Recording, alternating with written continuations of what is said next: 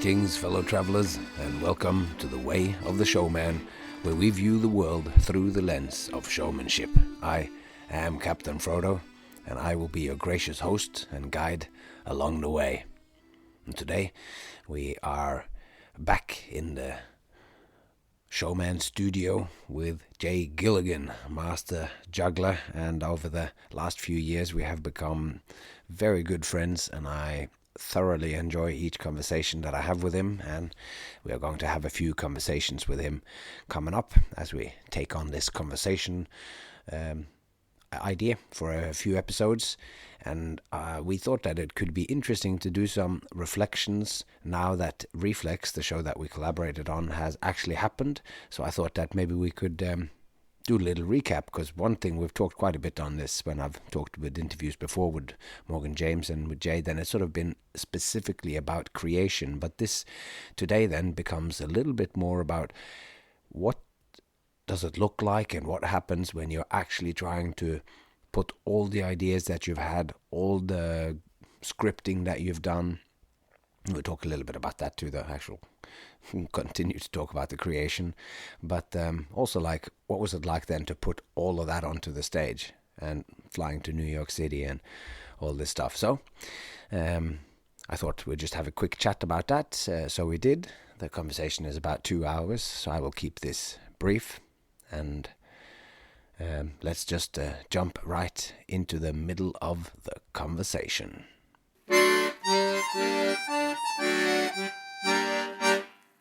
So we worked on REFLEX for a year and a half or a couple years, and now it happened. I went to New York City, and I did the first phase of the project, and so that's done now. But I was really remembering, because we wanted to talk about how that went. I was kind of really remembering back to the very, very beginning of the process. I know we've talked about it a lot, but this idea that we were trying to make something out of nothing, and we were really trying to search and find what is the point. It wasn't just a given assumption. Hey, we're going to do a show. Yeah. So go out and juggle go do some tricks and maybe tell some stories. And it'd be funny if you tell the story like that. We're really searching to try to find fundamentally what in the world we were trying to do. And also in that imagining who we were going to do it for. And that's the fun thing today, is now that's all happened. So we can actually we can actually talk about how that went. It's interesting to bring to look at something, and then the people can go back to the episode where we spoke about this before, or the video where we spoke about this before, in all our ideas of leading up to it. And now we can reflect on some of those things, that what changed when it actually became real or whatever. But one thing that I also thought was significant was the time that we created this, which was through the pandemic, when both you and me were left to our own devices, without being able to have the creative outlet of doing shows, and without a proper way of taking care of our family, because both of us are making money as the main way to make money is through doing shows, and that's how we help supporting our family. So we were going through it. To me, I keep thinking of it as a dark time. It was through the winter and whatever. So it is dark in Scandinavia at that time. Yeah. So it's not just a metaphor. It was actually the literal state of it. And we got to explore what we wanted to do with the show, that in our minds became like a very big deal. And this exploration of what the show is and who you are, this was also going hand in hand with when I was getting up at 5 a.m. to write for a couple of hours before going out, and before my family woke up, to write what's essentially the second season of my podcast. I was going through these questions, and it was all feeding back into each other.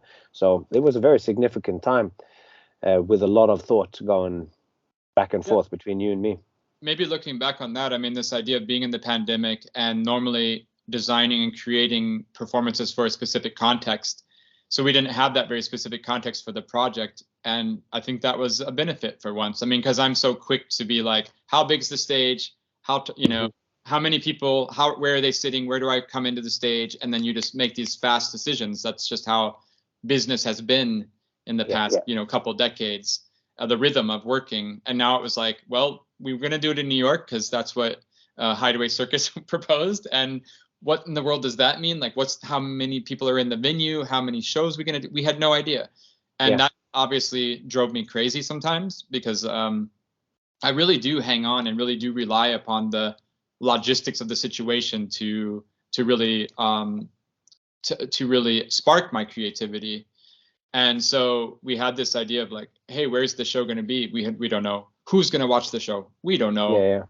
And then it was like, well, what do we want to say? And then it did kind of allow us to maybe be a little bit more free than normal in terms of what we want to say, because the only metric we could measure what we were doing was our own desires. And then and that's always a funny thing, you know, when you ask an artist and you say, well, what do you want to say? And you're like, well, because when you're performing and there's an economic mechanism tied to that creation, suddenly there's all these other concerns. Well, what's the producer going to think? What's the audience going to think? Well, if I juggle silver clubs, they're going to look flashier. Maybe I'm going to get more ticket sales, whatever, like something crazy. We didn't have really much of that. So it was more like, oh, what do you want to say? And that was such a journey, such a deep journey, that I think was really productive. And in the end, really helped the performance when I went to do it in New York. It was a big risk too, because it was and it was an unknown. We were just guessing, or we were motivating our decisions by our own, trying to make our own desires. It's so true. And I often say this about when we're doing projects or whatever. It's like we're doing it in the dark. It's like, unless we know the specifics, we're just stabbing in the dark and don't know what we're going to find. And that ties up with the idea that we were going through the pandemic and being in the dark. So we were just left a bit to our own devices. Somebody had said, we want to produce a show. What kind of show are you making? And we have often been talking about, personally, you and me, about this idea that when they just go, just do whatever you want, there's no restrictions. And when you do that and there's no restrictions really, then it can be really difficult. But at this particular time during the pandemic, we did have the luxury of time. We had no work, and we were being really introspective about what we were doing and the work I was doing with the writing the way and what we were doing on the show, 2 sessions a week at 2.5 hours or 3 hours or whatever. So we were just very in-depth conversations with the luxury of time and doing it in the dark, but also being in the dark about any expectations on us. So we really were left free and had that time. So it was the sort of perfect confluence of many things to expand what we wanted to do. That thing of being like, I know exactly what you mean. That thing of like, well, you can just do whatever you want. And then on the surface, that comment is, I think, given with this intention of like being nice, like being easy. Like, hey, Frodo, I'm not gonna be difficult for you in your life. Like, so you can just do whatever you want. Like, I'm trying, like I'm, like the intention is that I'm helping you because I'm so easy that you can just do whatever you want. But I think this idea of you can do whatever you want, it is just that you haven't uncovered the what is necessary. So you can just do whatever you want. It's I get it on the surface, and many times that is nice. I mean, it also implies that you can then choose and discern and decipher what is necessary for that certain situation. Like I'm giving you I'm giving you the trust and respect that you're going to be the one who can uncover those things. But lots of times, like, you just do whatever you want. It's such a unhelpful situation to be in, because it doesn't state all of those needs that will be there in the end. And it's kind of sticking the problem on you to figure all that out. It's like, well, thanks. But it is wonderful to have this blue sky every once in a while, to have this blue sky stuff. And it does have a greater challenge. It does force us to think more and think deeper or whatever. So we certainly did that with this show. We went through the whole history of everything and our own personal, that's when we became deep friends as well during this just exploring life and performing, and our dedication to mastery of our respective crafts. Yeah, I think, this is something that has occurred to me a bunch of times in recent years. So maybe it's just our age. I think we're we're like the same age basically. And the older I get, the more I uncover about what's going on behind the scenes with something, the less it destroys the magic of that thing, and it even enhances it. I just have so much more respect and awe and wonder at whatever that thing is that's being, you know, you take a peek behind the curtain, behind the scenes, like of your life and of your work, that we got to know each other. I mean, I loved your work beforehand, but then actually getting to know how you make work and to understand the mechanics. And it's like one of those things where, you know, you hear this all the time. Oh, you're a movie maker, and now you've worked in movies for 25 years and you can't go see a film in the cinema because you just know all the mechanics of how the cuts go and how the editing goes, and you can't see the actual thing that's in front of you because you're just constantly, you know, dissecting the structure and the mechanics. But with your work, and I guess with a lot of other things in my life, the older I get, the more I know that structure of how the things are made and the process and the ideas, the more I just appreciate it. It's even more magical when I see the end result. Like now when I see your tennis rackets routine after this year, you know, after this couple year process we've had, it's even better because you're not different than me. We're both human beings, but still you've been able to make this completely wonderful thing that I could never make. So I just have, even because, you know, I understand who you are fundamentally, and I'm just like, wow, he's not Frodo's not a magical mythical being. He's like a father like me. And then you go out on stage and you make that performance, and I'm just blown away even more than before knowing you. And that's something that's also happened. Yeah, I mean, just through this process of getting to know you, that I think this idea of uncovering the mechanics of how something works doesn't destroy it. And for me, it gives it even more. I get even more understanding of or enjoyment out of it. And that kind of links to one thing you were saying earlier about this idea of knowing about your history and linking back to the history. Because in the reflex thing, we did explore a lot of the history of juggling, a lot of my personal history. And again, that history is part of the mechanics, or that supporting structure of the end result. And I think uncovering all those connections, I don't know. For me personally, it just gives me a much more respect and whatever enjoyment of seeing whatever it is. So if we try and make this a little more concrete, it's like we spent so long time in writing, and I guess the physical manifestation of what it was that we had done was we wrote a script where we included lots of first all the words, of course. And so I'm just thinking, like, if you're thinking that this is the end of that thing, you go to New York with the script, and we had a week together, or was it 5 days or something? Oh, it's like 3 days. 3 days of working. We fit a week of work. It was a week of work done in 3 days. Yeah, that's right. I remember going home at night and just going to sleep and getting up at 7 a.m. and taking Sindri to school and straight out to the. So it was epic. But we had those days together where we knocked more shape and sense into it, and I remember spending a lot of time also on working out the reality of you speaking the script, and making a lot of alterations to the and changing the beginning of the show quite a bit to reflect what it was really like to see you actually deliver the stuff. So I can't remember if we spoke in detail about that last time, if this happened after the.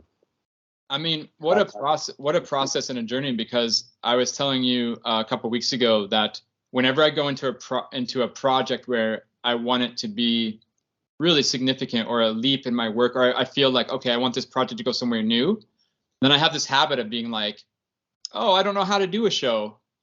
Like, I've never made a show before. And I go, because you really want to be true to yourself and say, like, or you really want to be open to new possibilities. And it's going back to that assumptions thing again. Oh, well, I assume I'll just go on stage and speak like this. And it's like, no, I want to be open to the process, especially collaborating with someone like you. I don't want to shut you out and just be like, oh, Frodo, I know how to talk, like, whatever, you know. But then it was that moment of, like, we were on stage on the floor together in the warehouse working together here in Sweden. And it was like, okay, Jay, time for you to say our opening lines. And I don't speak on stage. And then all of a sudden I'm like, I don't remember how to talk. Like, right? I mean, that was such I a painful. remember there were some funny moments there in the beginning when it's just we've had all these chats about what you're going to say and whatever, and then all of a sudden it's like, okay, curtain goes up, you've done your first juggling act, which we don't need to go through, and now you're going to say some stuff to me.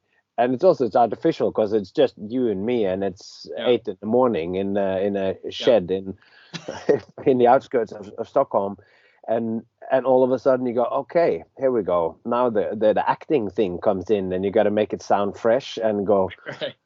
We spent like as long time on that initial 7-minute thing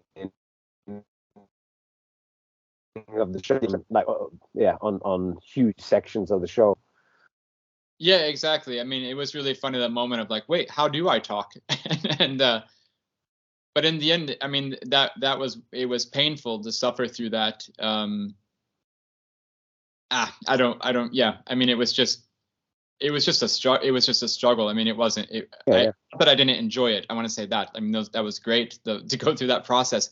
I mean, because in the end, it's not necessarily that you're having fun in that moment. Right. And it's odd because you and me like have such a respect for each other and how you talk, and all of a sudden I am changing the role into going, I don't know if this quite captures what it is that we want to do, or try and say it like this, or do this. So it changed the word, and I remember I kept sort of paraphrasing what I thought you should say, and like, maybe we should say these words instead, and how that would throw you off, or whatever. Like it's not necessarily an enjoyable thing, but in a way, it is a little bit like when you're practicing one of your tricks.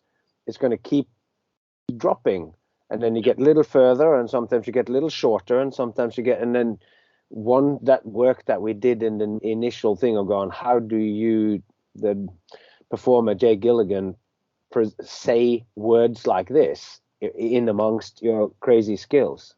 Well, so that's what I was getting to, is like, I mean, thanks for reminding me there, but like, because what I was getting to is like, in the end, I mean, we found out how I should speak on stage for the show. I think like that did click in at one moment there. And I should just talk like how I talk. Like I should just talk. And it goes back to that. And it goes back to that thing of like, oh, how do I make a show? Oh, I don't know how to make it. This is so, where are we going? I'm so lost. I don't know the next step. And what's this show going to be? I don't know. I don't know. What's the music? I don't know. Like, right. And it's all these. And then at one moment, you just go like, when it becomes concrete, you go, oh, I do know how to make shows. I've been making shows for 35 years, and I do know how to speak. I've spoken. I speak a lot, like actually, if you know me. So it's like I should just speak using my voice. And then, but also that's not a trivial thing, because then there was a process behind it. And so then I could trust that process and go, oh yeah, I'm speaking with my voice, but I'm not doing something bad or wrong. Like speaking in the voice like this, it's actually appropriate. And how do those words go now with that voice? So there was something to hang on to, because we'd had a validation of that choice. It wasn't just random. And with that, it's all about erasing that doubt in your head when you're making that new creation, and you go, is this the right thing to do? Is this working? Is this the right thing to do? Is this working? So sure, it was a really silly, like, bunch of hours there of me literally not knowing how to speak. But then, through those hours, they went behind us, and all of a sudden it was like, oh, okay, I know what I'm doing. And we talked about this a lot, and we should probably jump into New York pretty soon here. But like, even going to New York and going through that process of doing some audience test out shows here in Stockholm, we did like 6 or 7 for an audience here. And it's just selling the audience what you believe in. I mean, that was one thing I discovered, and we've said this a million times early on in the process. There's not one way to make the show work. There's not one perfect show. There's an infinite amount of perfect shows, and they're all different. And there's an infinite amount of bad shows, and they're all different. There's never one solution, I feel. And that was maybe the big takeaway of, and so, sorry. So you just got to pick something and believe in it and sell that to the audience with your conviction and your, that's what you want to say. And that's in the moment, the right thing to do. And just so maybe to jump into New York, it's like one of the bigger takeaways both you and I had from those 35 shows in Brooklyn was that we did succeed to make some sort of format or a framework for a performance. So REFLEX, instead of saying it's this specific show where you say these words in this order, and you do the juggling objects like this in this order, and if anything changes, it's not the reflex show, it's a different show.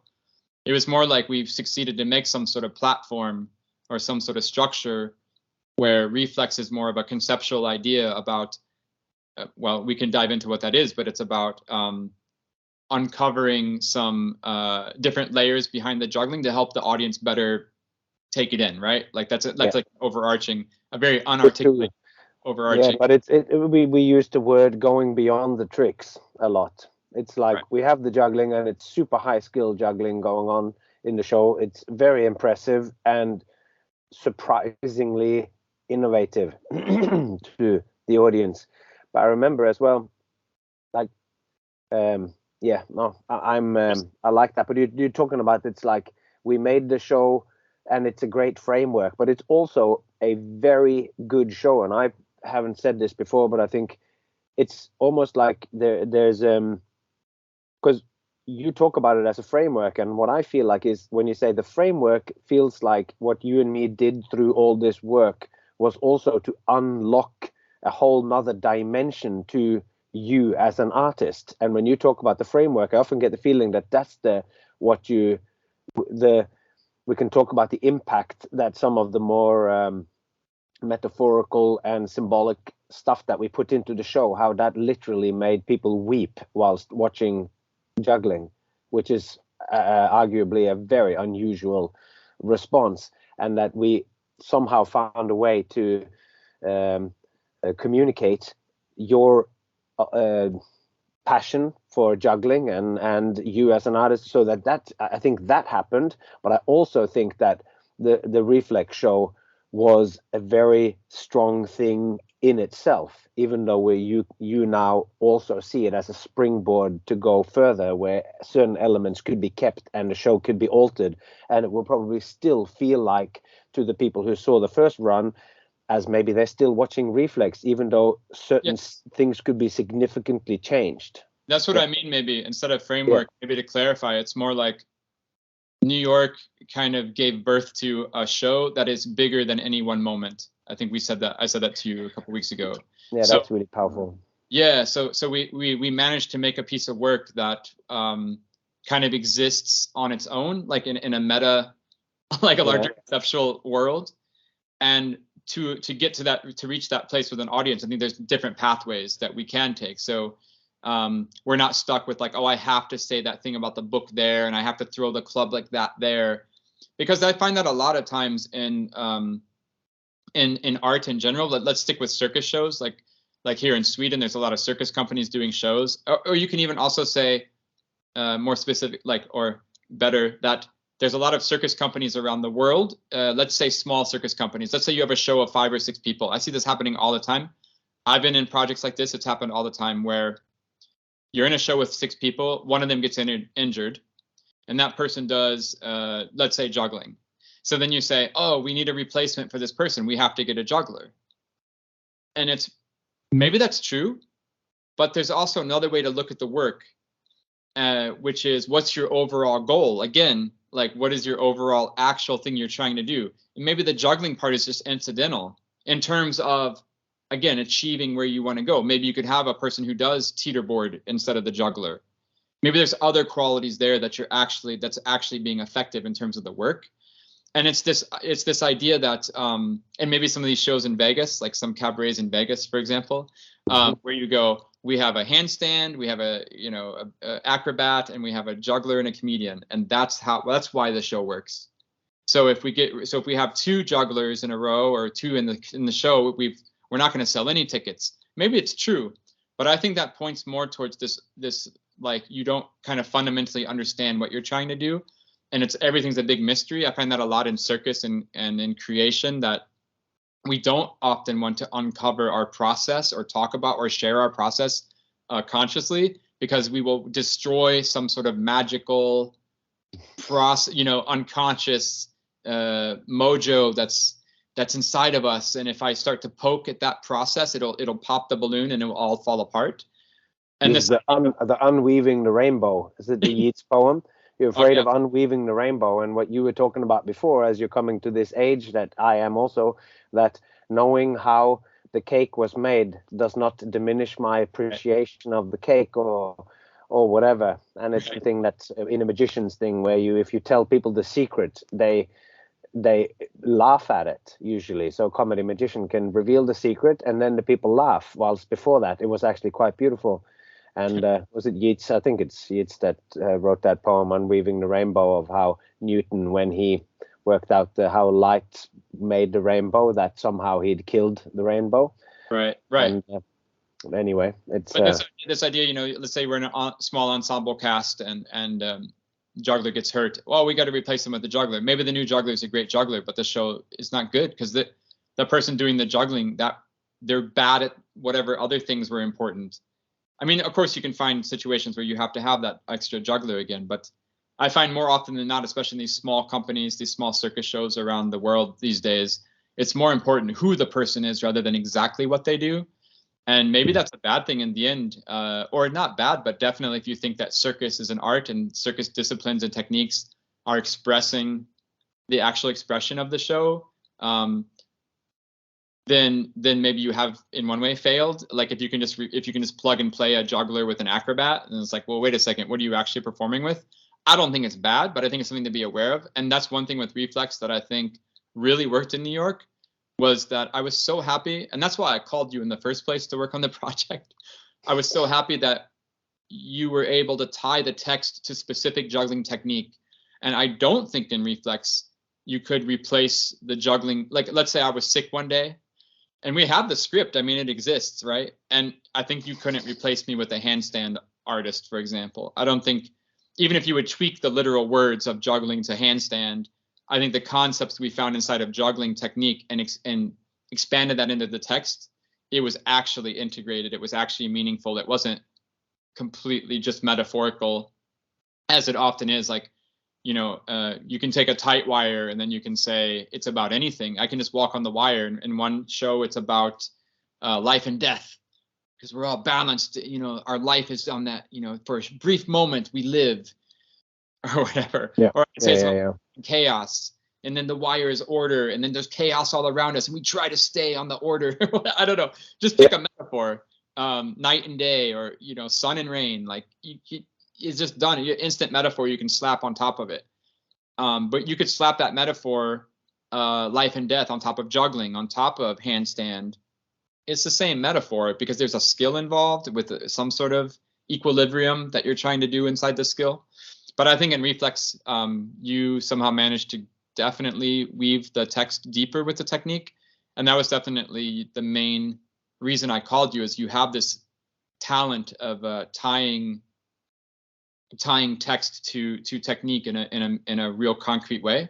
And I think that is also connected to this trying to look at the skills and everything on one level up or one level down, depending on how you look at it, to see what's actually going on here with one human being standing facing a bunch of other people, and to always take it back to a more fundamental thing. We spoke about this when you visited me in Norway recently, this thing of, I almost use it as a technique when I'm talking to people about their work, to try to go more fundamental until you get to a point where you go, oh, now we understand each other.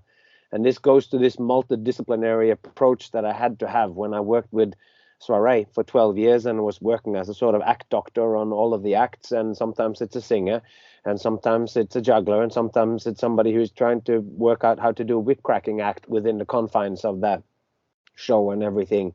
And with the show La Soirée or La Clique, when we were working on that and we were booking other acts, and Brett was contemplating who was going to, Brett Haylock, the producer of the show and creator, when he was deciding what to do, this initial structure that we had with the English gents doing a certain thing and my act doing a certain thing, and then David O'Meara's act doing a certain thing with the bathtub, then these things were certainly pins that we had dropped in the geography of what La Soirée could be. And you could swap those out with sometimes really quite odd kind of acts, because you found a certain quality that was above or below the actual skills that they did. Just the way that this person came out, and the similarity of having Mario, Queen of the Circus, doing basically like stand up for 3 or 4 minutes about just telling jokes, and then doing a juggling act. That was oddly could be substituted with me doing the rackets. Strong characters who introduced some and then did some sort of skill with having, and you go, that quality early on, maybe after the gents when they had done their impressive stuff without talking, having somebody talk directly to you and bring them into the room, that there was qualities in those acts which would all of a sudden put like a physical comedy slapstick act in the same category of filling the same needs as a guy with a painted on mustache who talks about his love of Queen and juggling, Queen music and of so that was a sort of example of that, and how being in Saray had that multidisciplinary approach where you have to find something beyond the skills to connect to the artist, to be able to talk to so many different people with so many different skills. Well, there you go. I mean, in La Soirée, I mean, then there you go. You understand the effect those acts are having on an audience. And then how do you even articulate that other kind of quality beyond the physical thing? It's so easy to say physically, oh, Frodo, you climb through 2 tennis rackets and you talk in a microphone. That's your act.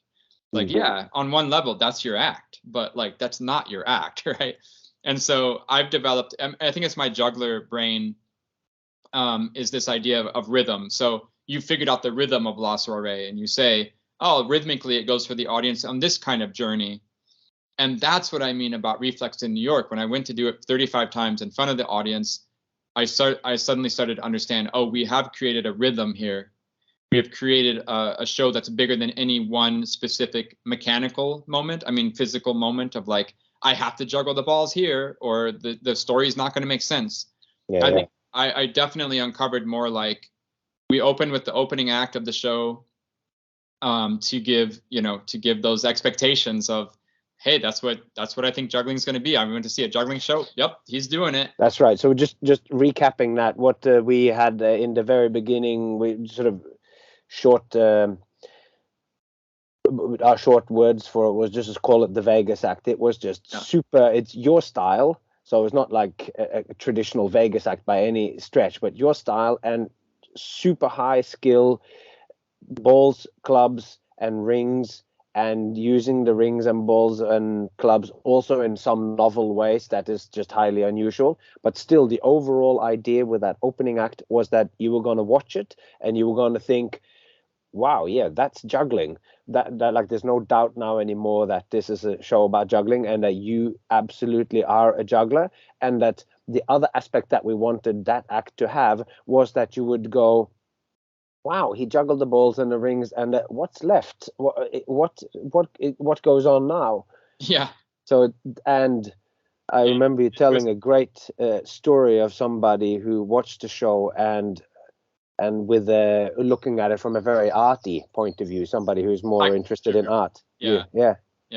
High culture or whatever, and that they sort of went because you had a conversation with them afterwards, and they were like, oh, okay, here we go. This is a juggling show. Oh, I'm in for this now for the rest of it. It's just going to be a guy throwing stuff. And that then subverted it for the person who came for the art. That first act had that, and it confirmed everything that they think is wrong about circus versus opera or impressionist theater or whatever. And then that got subverted, and to the people who came, who were just like diehard fans of you and of juggling and your technical skill, they'd go, yeah, that's what I'm talking about. This is juggling. It's amazing. And it's like at the end of it, you go, hope there's more of that. And then they were also surprised because it took in another direction immediately afterwards. Yeah, I mean, a couple of rules of thumb of that opening act when I was making it conceptually, which was really nice, was I'm going to throw and catch things. Like, that was such a fun. I'm just going to throw and catch things. Like, that's, I mean, fundamental, like overall, I'm going to basically be throwing and catching things because that's what people think juggling is. That was a nice rule of thumb. Again, it seems super obvious. Oh, you're a juggler. Of course you throw and catch things. Well, as you know, Frodo, in the creation process, I got a lot of stuff that's not throwing and catching stuff. And we talked about opening the show with those things. And that's the second rule of the opening act, which was people need to look at the opening act and say, that's juggling. Like no question in your mind. You don't want them to go to the juggling show. And in the rhythm we created, again, in the rhythm of the show we created. Or structure, as I call it. When I'm talking on my podcast, I call it like it's the structure or the rhythm of the show. It's how, and you use those words too. It's the journey that the audience goes through. What is it that we want to do? And in that structure, certainly we wanted to start somewhere so that they knew where they were. Yes. Kind of. Exactly. You didn't want them to come into the theater and say, hey, I bought a ticket to see a juggling show. The show's starting. Okay, what's this going to be? Probably, because buying a ticket to a juggling show is not so normal.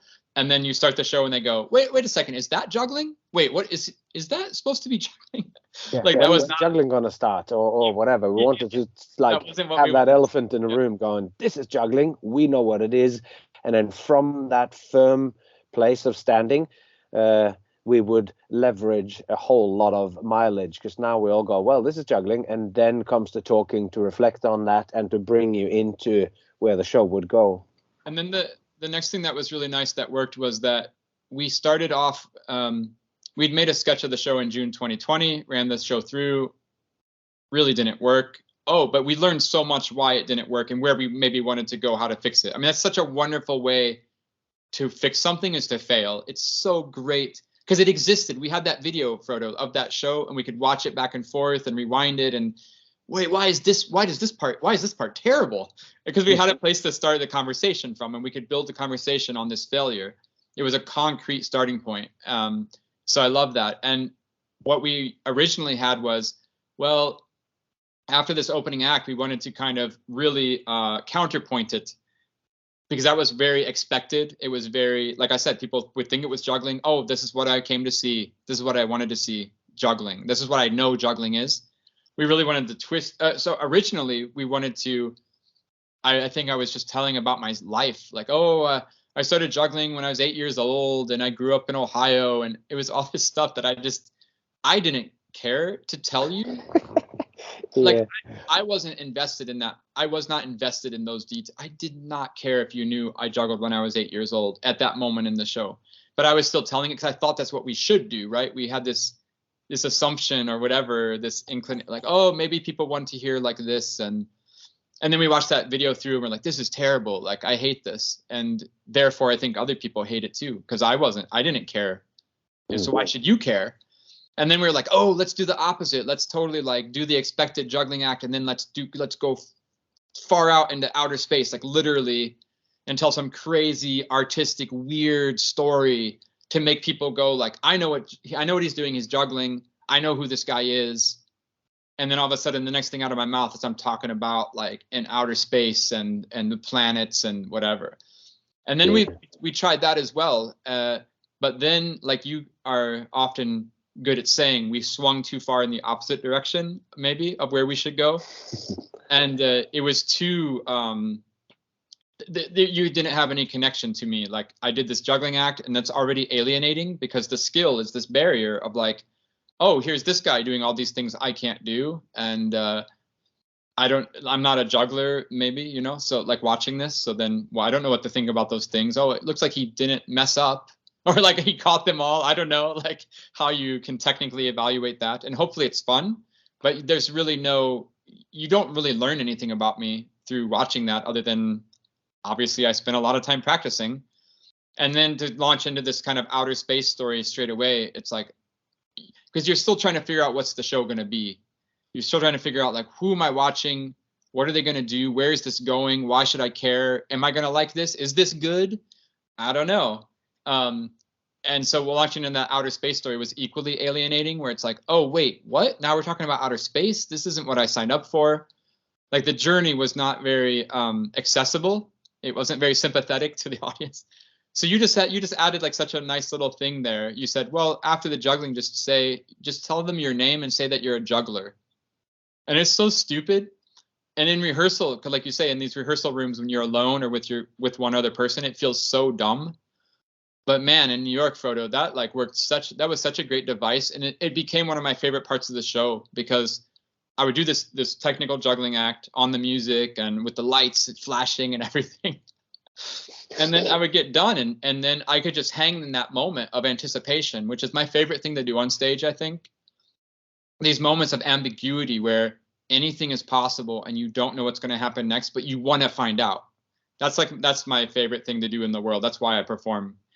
And so I'm hanging in this pause, in this silence on stage after the opening act, and people are like, "What's going to happen next?"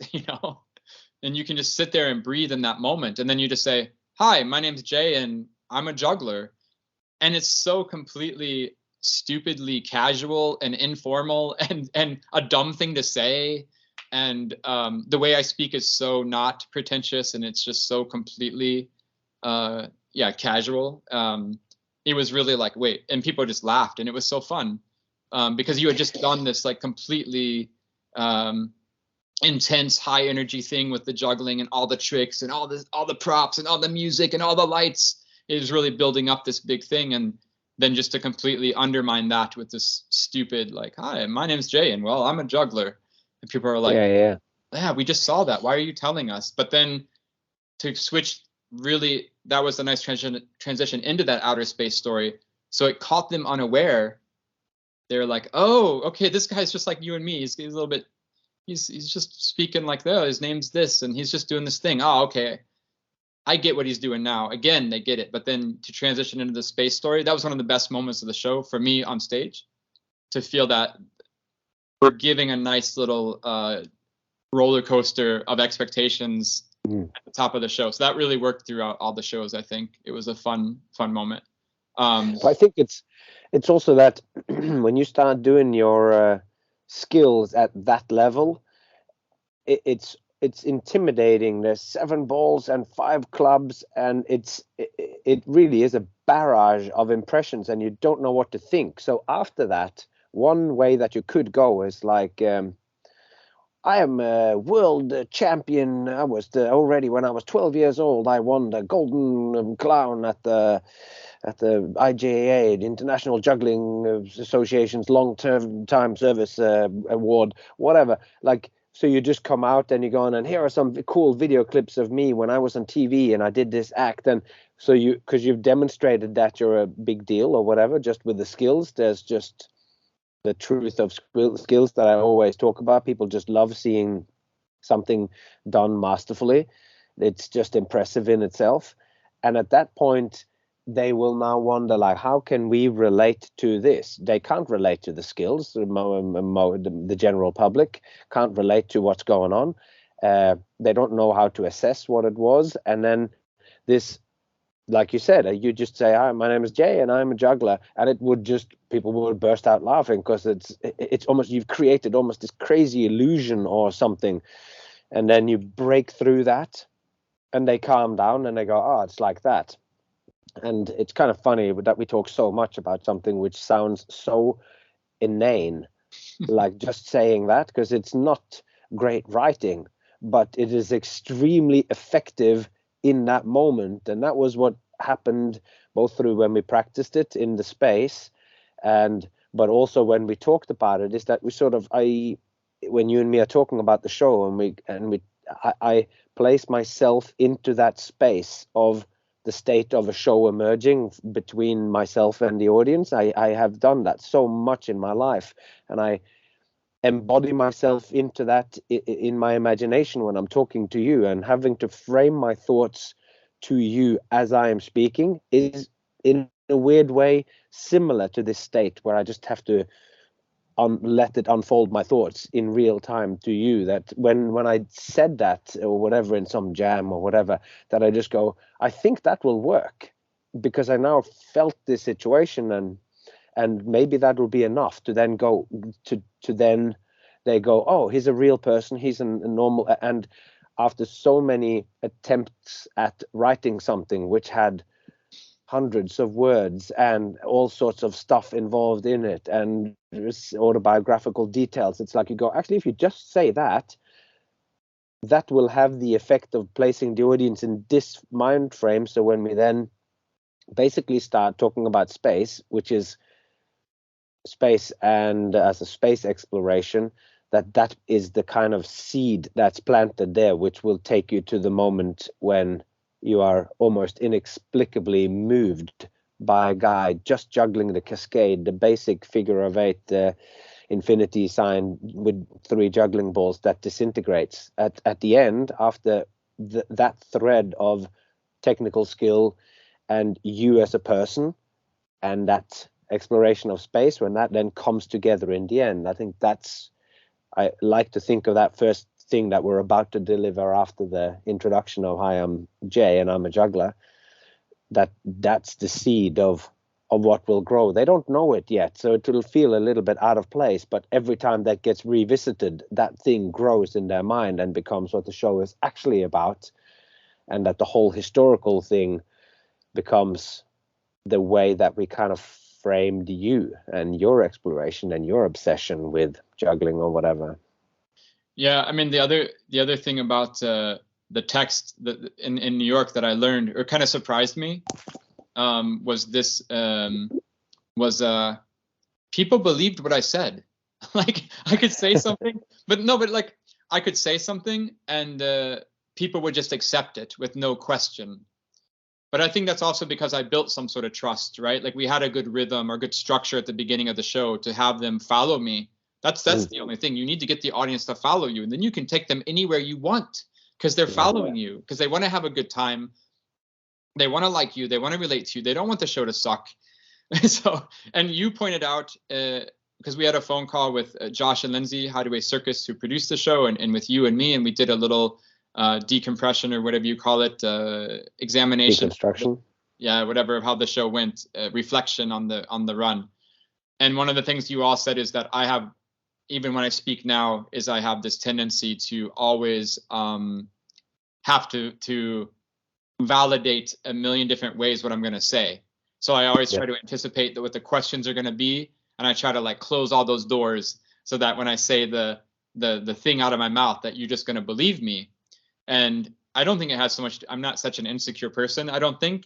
I think it's my way of working out my thoughts in my head, and that's the way we worked on our process of writing the show.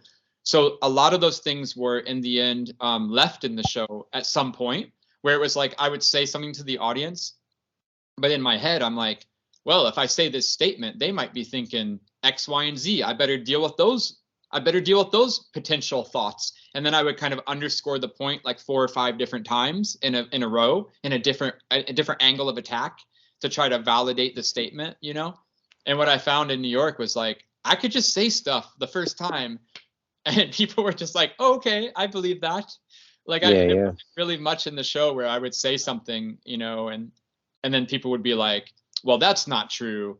And then I would have to spend, 5 more lines convincing them it was true. And so, I mean, definitely the writing in the performance over the run of 35 shows, it just got edited like much tighter. It's so interesting you say that, because I think that is all that to me is a feature of all all first seasons.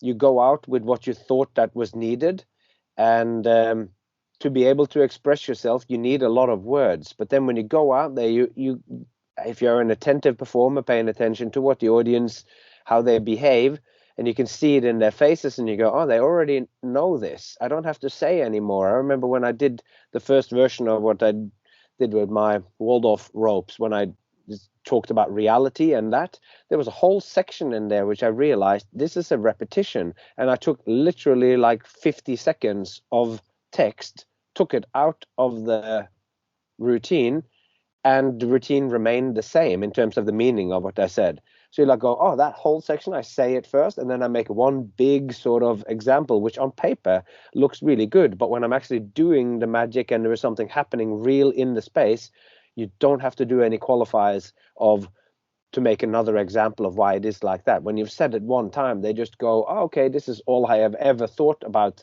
the relationship between doing rope magic and looking at the philosophy of what is truth. So you're just mixing these things together. So you just read the poem, no qualifiers, just let them sit there and enjoy it. And all those doors that you try to close off, all that does is that it they go, oh, those doors, but they will see some other doors and they will take those doors regardless of what you say. So just keeping it simple and letting the thoughts that the audience has that pops up. Because there was another thing that you spoke of. You went out and spoke to someone afterwards and they gave you their idea of what the show was about from their point of view, and it differed from what you thought the show was about, and you were like, oh, should we alter it to be more about that or be more clear about what we do? And I'm like, well, I think the show, like a good poem, has actually many meanings, and the reason why it keeps feeling timeless and that it speaks to you even 100 years after that poem was written is that it gets to a truth which is so multifaceted that it fits all sorts of things into it. So yeah, I think that's I lost the thread there when I jumped on the side note, but that the show ended up being multifaceted and that you can't always close off enough doors to make it say only one thing. Because even when you say something very simple like, please turn the heat up a little bit in the caravan here because it's getting, just turn the heat up a little bit. And then if this is to your partner or whatever, it could be sort of antagonistic because it's your responsibility to have the heat, or it could just be a comment on the state that anything has multiple meanings and anything is pragmatic and has multiple. So it's and it takes the doing of the show to come to terms with what the show actually is and how much is needed. And it usually for me is that I need to say less and just but that process only comes through actually doing it. Yeah, exactly. I mean, not to repeat it, but that just, hi, my name is Jay, I'm a juggler. You know, it serves a function of a certain structure and a certain feeling, and those words just worked perfectly for the length of time and for the meaning we wanted to have there. And we did write so many words there before, and trying to imagine that those would accomplish that thing. And that's one thing is also in the writing process. At first, I did write all of my dialogue, listening to your voice notes and editing the text we would try to craft. I would just write it down, and on paper, when you read it, man, it was really well. It was good. I did a good job of all those notes and incorporating everything, I think. I mean, for my first try, and then reading those words out loud off the paper didn't work at all, right? Because it's just unnatural. The way you write and the way you speak is completely different. And then you said, oh, but Jay, you should just speak the words out loud when you write them down. And I was like, yes, of course I'll do that. And so then I went through a whole process of that. And I was like, oh man, now I figured it out. Like I just have to speak as I write. And then it makes a lot of sense. But then I hadn't internalized the dialogue. I hadn't done it in the rhythm of the performance. I hadn't done it with the actual physical movements. Completely different again. And then getting to New York City in front of the audience, completely different again. So, and I don't know if that process could or should be streamlined. Maybe that is the process of things that they have to go through, that edit, 4 or 5 stages of different editing to learn and to understand what you're actually trying to do. But that was definitely a big lesson or something I realized on this production. And then the other thing that talking about expectations there and like the function of what things actually do on stage. So sometimes it's not the literal words you're saying. It's just more the way you say it, right? It's more the intention of that moment. And so we had, after that big Vegas juggling act, we were like, oh, what's the next juggling they should see? And we'd done this kind of speaking expectations of who I am, but what should the juggling be? I don't know if you remember this, but then I remember the other week we're going to do the ball bouncing machine. I jump rope with a ping pong ball. Because that's completely the opposite of throwing and catching. It's completely the opposite of what the audience thinks juggling would be, right? So if we would have started with the ping pong ball, for sure people in the audience are like, wait, is this juggling? Because the machine's bouncing the ball, and it's only one ball. But I'm not even manipulating the ball. It's a machine doing it. And man, Frodo, that worked so good. It was so fun because we had established what juggling was, then we established who I was. And then the next image they saw was this completely different thing. It was such a nice counterpoint to all the throwing and catching in the opening act. And it really established a world between which the show could exist. We kind of we established a set of boundaries within which we could explore then for the rest of the show. the rest of the show. And again, I could never have articulated that a year ago so clearly. I had an intuition of like, I looked at the list of stuff we could do in the show, and I said, okay, after the Vegas act, maybe we should do something completely opposite. And it was like ball bouncing machine. Oh, that's a good one, because it's also concrete. The ball bouncing machine, even though it's abstract for juggling, it's a concrete action. It's not like I had a piece of cloth and I was just waving it around, where it was like an undefined technique of like, wait, what is he even doing? You're like, oh, it's a machine that bounces a ball, and he's jump rope, and it's a kind of a stupid thing. You jump rope the ball. It was funny. Man, people were so into it, Frodo. I was thinking of this stupid bouncing machine for years. I wanted this ball bouncing machine for years. And finally, our great friend Drew, who's like just a genius, he built this machine that bounces a ball on its own. And I had this little idea like, oh, I should jump rope. I don't know why. I just thought intuitively as an artist in my career, I was like, that's an image that could be kind of cool. But dude, it was a risk, Frodo. I never performed that machine before. We took it to New York and put it in this big show. And that first dress rehearsal, like I didn't know what was going to happen. I thought it was cool. Maybe you thought it was cool. I don't know. I thought it was great. Yeah. Yeah. But you don't know. People could have You just don't know. Yeah. But it is also that you get, we show them some physical skill, like your material, you juggle really hard, and then you introduce yourself in a casual way, and we turn it into a greater thing, which gives them you as a character. Yeah. Because once you started to talk about NASA and about your dad's connection to NASA and about space exploration and the greatest throw in the history of the universe of NASA being a juggler or whatever, once that's been set up, it also shows you on a really low level of who you are, like your name and your occupation. So we introduce, but then we also shows more the depth of how you think. And it's poetic and it's beautiful. So that also introduces the character some more.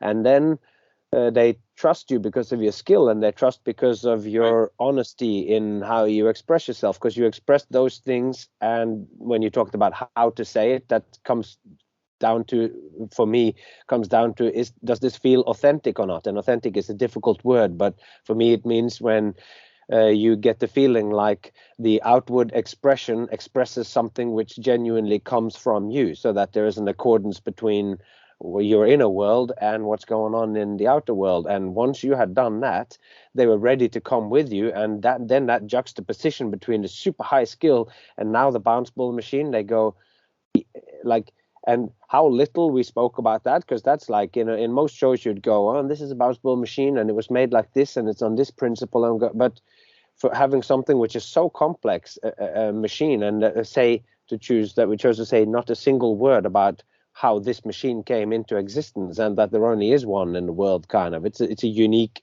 art creation of a machine that does the first step of juggling. It's juggling one ball or whatever. And that was also kind of, I think, impressive, with that you take something which is such a rich and bizarre object or a machine, and then you use it in service of the text, which was by that stage pursuing the idea of like, what is juggling? How much can you take away and it still remains juggling or whatever? So that's a nice little side note. That's a nice little side note you just invented now. Like that would be really nice. That could totally work in the show, Frodo, and just say like, what was that? Just to go back and say like, but let's get back to the fundamentals of juggling, because of course with juggling you start with one ball. Oh yeah. That could totally work for the machine too, for the context of the machine, because the machine really did set up this next section where we could talk about what juggling was with the audience, and it was fun. I was really nervous that like, no, I don't think we really worked on the script a lot, so I wasn't nervous that the script was gonna suck, but like, I was talking about the mechanics of juggling after that, like a little bit deeply. And I was really worried, like, oh, are people going to think it's a lecture? Are they going to think it's an educational program? Are they going to be bored by? No, it was so fun. They were very curious. Like when I did the Newton's cradles, man, people liked the Newton's cradles too. I was so happy. They were invested in it because we were talking. And what the technique we had kind of decided upon over the course of the creation was, you can't talk directly about the technique you're going to do. you can't say, oh, and then I'm going to take a ball on 2 wires and transfer vertical movement and a horizontal movement through the transference of energy, la la la, and then do that trick with the Newton's cradles, because the Newton's cradles say all of that through doing the Newton's cradles. You don't need to say it out loud with your mouth. You just need to do the trick. But what was really nice in a technique that we thought would work, and I think really worked well in the show, was saying something not poetic or conceptual, but painting an image. First painting one image, and then demonstrating and then demonstrating a technique, and having those 2 moments side by side in the audience's mind was really fun. I thought it was really working, and that was what we wanted to do. We were thinking, oh, okay, we can't talk directly about the juggling and then do the juggling. It's too repetitive. Lecture. Yeah. But what if we could say something, potentially personal or insightful about how to look at the world or the larger concepts that juggling deals with, and then do some specific juggling that really fits that juxtapose these 2 images next to each other, the talking and the juggling, and then that's going to say the whole thing. And I have to say that actually worked too. I'm pretty, I don't know, surprised, but happy. I just never did it on stage before, so I'm full of like surprise at these moments. I'm like, wow, Frodo, do you know what? Like, you could do these things on stage like this, which is a lot what you do. I think it's, you set up something first that they then get invested in or just take in, and this helps becoming a lens, or this becomes the thing that you create a metaphor with, because metaphor is like you apply one thing and see how it overlaps with something else, and the best metaphors are the ones that don't fully quite match. It's not a one-to-one, but it's also got to be not 2 totally different things. So by giving them that one little image beforehand that leads you into it or whatever, I think that's a valuable thing. But to the other thing where you go, oh, well, I was afraid that they were going, when they start talking about here's 1 ball, here's 2 balls or whatever, like some juggling mechanics. What I felt at that point also was that if we have them in the right place now, then we will have them feeling like you are building an argument, that you're introducing them to several different things, and hopefully, like in the beginning, they don't know that it's going to go somewhere, but as the show starts to take shape, they will begin to see the structure, how the thing starts to regress or no, not regress. They start to go back on themselves and come out again in a further stage forward or whatever. And like you're building an argument in a poetic kind of way where the show is building momentum or so. Yeah. So, and I'm glad to hear that they got that. They're listening to you explaining about 1 ball or whatever, because they now have seen something and they get the feeling almost like you're giving them some a glimpse into how the magic was made or how the cake was made. Yeah. There's a couple of challenges that I mean, it wasn't all good. Like now I've just been like, this part worked good. This part worked good. There was a couple of things I encountered that were harder and not working as good. And I could talk about that. One was that, so after this kind of section, because right now we're going chronologically through the show. So kind of the next thing that happened, that like after the Newton's Cradles, let's say, was I did this kind of street show moment where I do a call and response with the audience. I kind of turn into a new energy, into a new way to talk a little bit, and a new attitude, and I directly confront the audience like in a street show, and I actively invite response, like for them to talk back to me in this conversation, like literal conversation. That worked good. Like the rhythm or the feeling of like now we're into a new attitude, like that was really cool. I think it really pumped up the feeling, the energy of the show there. That was awesome. The street show, a little bit more confrontational and definitely talking directly to the audience. The thing that sometimes didn't work, it was very inconsistent, was I wasn't able to be funny sometimes. So there's a street show. The street show would start off with like very declarative statements. Normally it would say like, I'm better than you. And half the times that would go really well, and people would be like, ha, like they, it's quite a pretentious or egotistical state, but we don't normally talk like that in polite conversation like that. And that also wasn't my demeanor the whole show until then. So it was definitely a break of character, and it was a little bit of a confrontation. And many times it would lighten the mood and get us into the street show. And I could say a bunch of these declarative things like, I'm better than you, I'm good and you're bad, and la la la. And then we get into this little like fight and we set up a game basically. And I'd say half of the shows that went fine. But there were other nights when I would come out and I'd say, and I'm better than you. And the audience would just be like, yep, okay, I believe you. Going back to that thing of like, I can say whatever I want and they believe me, because from the beginning of the show, we set up, I'm being casual and chill. And then it kind of goes into this more conceptual place. Oh, so this guy is also kind of funny, thinks a little bit funny. And I'm just making declarative statements, like very factual statements. And then when we get to the street show, and then the next fact out of my mouth is like, I'm good and you're bad, right? Which on the surface is true at juggling generally for that audience, but on the other hand, clearly theatrically, I'm trying to play it into a new kind of attitude. And so this happened a couple other places in the show where the reaction every night would kind of not be consistent, and that kind of drove me nuts. And maybe that's just because I'm too old to deal with that. No, but it's more like if there was an inconsistent reaction in the show, for me, it pointed at I did a bad job at writing that moment, and I would have to kind of sell it by some sort of unconscious means to kind of ham it up or to enhance what I had actually written to make it work. And I've been in shows before where there's been really, I'm sorry, but really bad directors. And they made really bad choreography and bad content. And I was on the ensemble, and it was up to me to go on stage and sell the audience these bad ideas. And the thing of those moments that hurt wasn't that the idea was bad or I had to sell it, is that I knew that if I gave 110%, Frodo, if I killed myself on stage and bled out my heart, the best I could hope for in that moment was for the audience to go, oh, that was pretty cool. Like I couldn't make them cry. I couldn't make them scream, right? Because the writing of the show wasn't, it was a structural problem. And so getting into the street show, I don't think was maybe a structural problem in and of itself.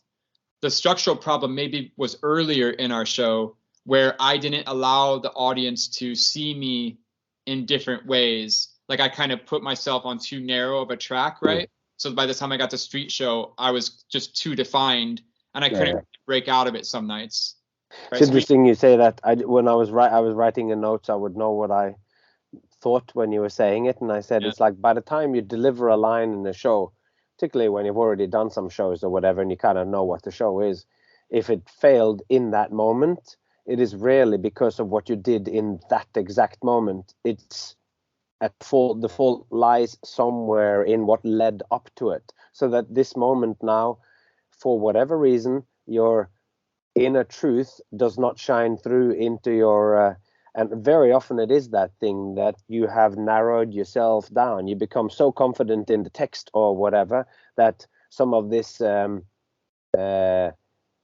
many different aspects of you, like you say, like that you are a human being that sometimes do something really impressive, and then you say something that's actually kind of silly and goofy or whatever.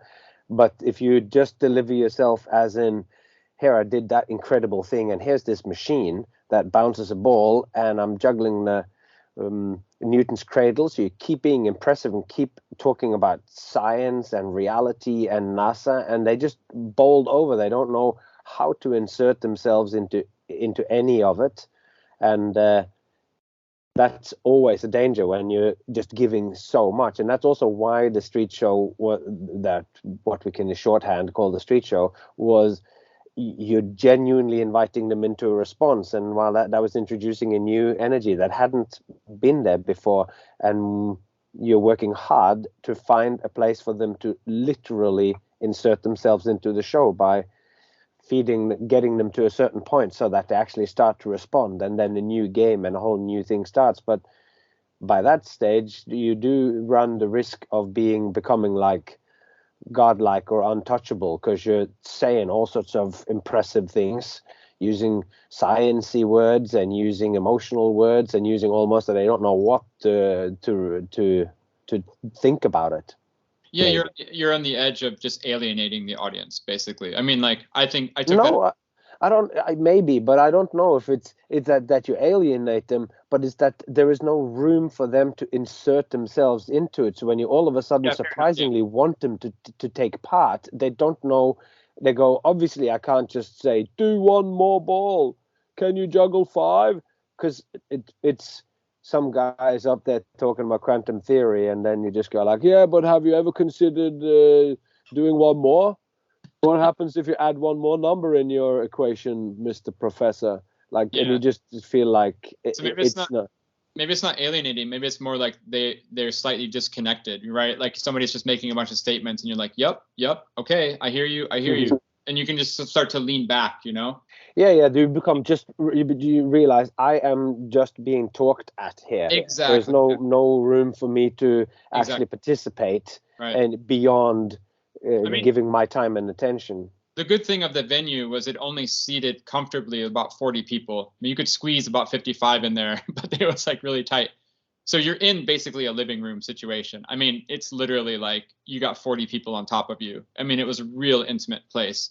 So this talking directly to the audience many times. I mean, I had a lot of feedback actually on that from the whole show. After I would do a performance, people would say, I was so shocked. I went to see the show and he looked right at me and talked like to my face. And it's like, yeah, there's 40 people and and you're right here and I'm talking. So I'm not going to pretend that I'm in Carnegie Hall and like into the void, staring off into the distance of delivering these lines. I was like, no, I'm actually talking to people. So obviously there in the street show, that really helped too. Cause even though I didn't set it up earlier in the script, maybe good enough that I could be funny or I could be sad or I could be different things, I was still talking directly to people before the street show. It's just the street show was the first moment where, I wanted to be a little bit provocative or poke at them a little bit of that relationship and that trust in that moment, and then turn it into where they can talk back to me. And we have this little lesson lesson again sounds so pedagogical, but like it was a fun little moment. I thought. I mean, in the end, the street show really worked. And I just wanted to say this as a little like reflection on whatever I'm performing Frodo, but like we had this idea in the street show that they're going to ask me to do one more and do one more and do one more.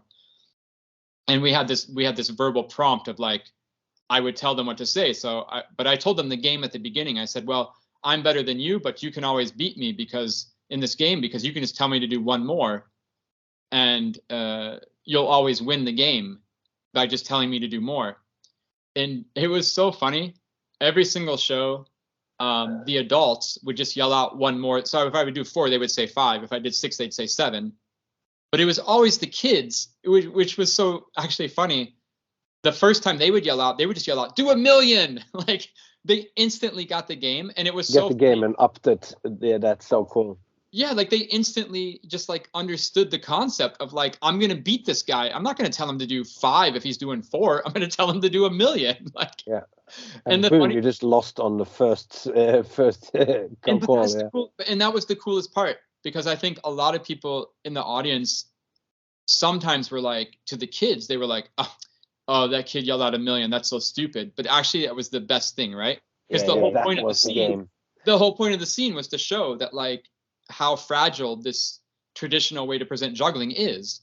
So when the kids would yell out, juggle 1,000,000, I was like, oh my goodness, thank you. Like, so that would also be a fun thing. I wonder if we could work on in the script in the future. Like, how could we entice the adults to also kind of like presuppose, you know what I mean? Like kind of, it was fun though. It was a really fun way that the kids just got to the point and really strengthened the show by kind of messing it up. But like, that's intentionally there to mess up. That's the whole point of the scene.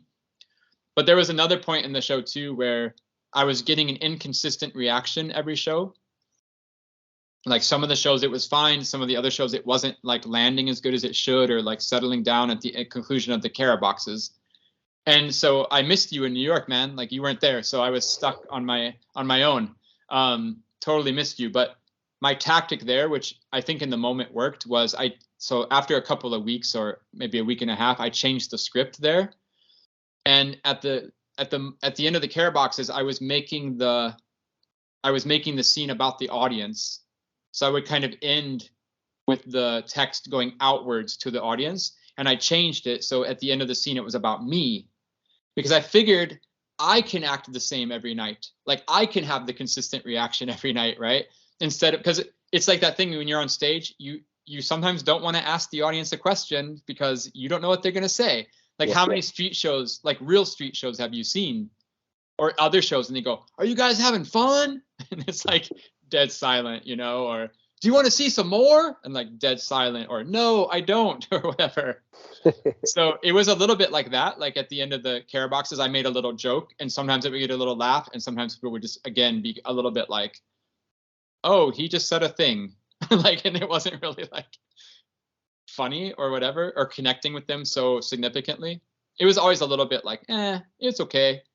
But then I just turned the text around so it was about me at the end every time, and I could be enthusiastic about, and I liked the new text. I ended up changing the text to being about juggling is somewhere between juggling the planets and juggling molecules. And like we have this spectrum of everything in the world can be juggling. And I kind of had this little game I played with myself in that moment, and had this little twist on the text that I thought was really fun to deliver. So I had conviction in that moment, and I could really sell the structure of that moment. And that, again, maybe it's not the perfect solution, or maybe there's a million other solutions that can be stronger in connecting other things. But I was really happy of discovering that tactic of like taking it off of the reaction off of the audience and putting it onto me. And that actually, in the end, people did laugh then, like kind of every time, because I would get so excited and say this totally ridiculous kind of conceptual thing about juggling planets and molecules and la la la, and then they would always be like, "Whoa, like that's kind of a far out, like Jay's a little bit crazy there," or whatever. It was consistent then, at least, and I don't know, that made me feel good. Do you ever encounter this idea of consistency in your act of like having to, you come in like I have a piece in like in the tennis rackets, and if I don't put this energy into it, it couldn't go good, or you have everything locked down? Yeah, well, the tennis has just been done so many times that I've failed all those things, and some of those things I failed a decade ago, so I've sort of forgotten why it was ever any other way. That often is the way when you've done something.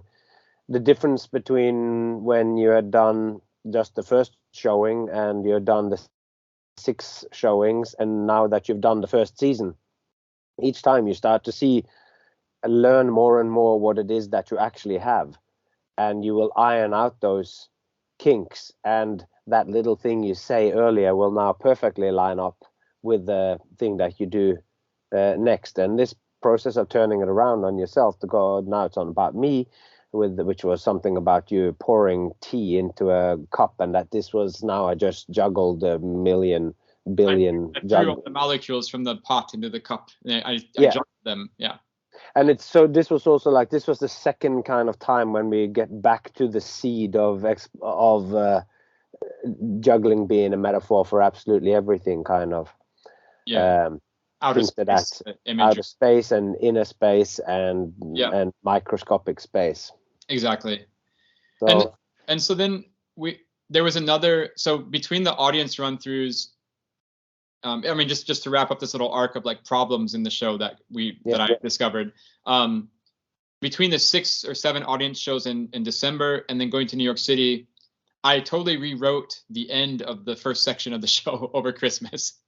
That's right. I remember that was at the end of it, there was the one thing that people were questioning what was going on, and we were then questioning, and there was something wrong with the structure of how it was told, because there was, as far as I remember, too much information put into too short a time, but we really needed to wrap that up now to get into the next section. But like in any good detective novel or whatever, when you're going to wrap everything up in one chapter, and it's going to feel both inevitable and surprising and exciting, then the words have to be just right. And I remember you did all of this, and this was like all on your own, and I really like what you did with it. It was great.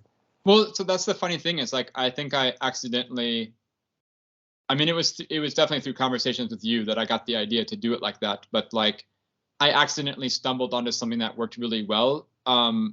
Like I'll tell you what that is, but I picked a mechanical device of text, of like structuring the text based upon, I thought I was doing something else, and in the end it turned out I was doing something much bigger. So I want to tell you about that. So basically, yeah, I had too much information to tell in too short of a time. So the audience had a hard time of following me. And one of the feedback things I got was actually from my wife. And she said, like, well, after that opening Vegas act, you just start talking and you just don't stop. And we don't know if it's ever going to stop. Like, we don't know when you're going to stop.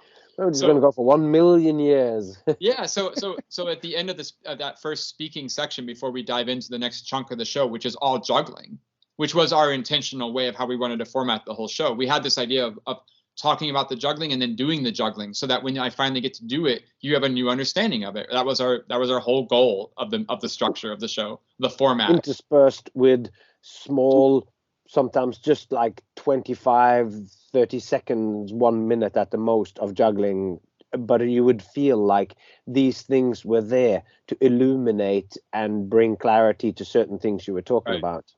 Right. So I thought about what my wife said. Like, we don't know if it's ever going to end, and like, it's really hard to concentrate, especially doing the shows here in Sweden, where all of my audiences were not native English speakers. Everybody here speaks English or a million other different languages, actually, but English isn't their first language. So when I was delivering, especially at the end of having talked for a long time, and then the end of that talk was the most intense talking, it was exhausting for them to try to, like, mentally, because I was just talking more and more and more and more and more, and it's just more and more concentration, and you did just get tired.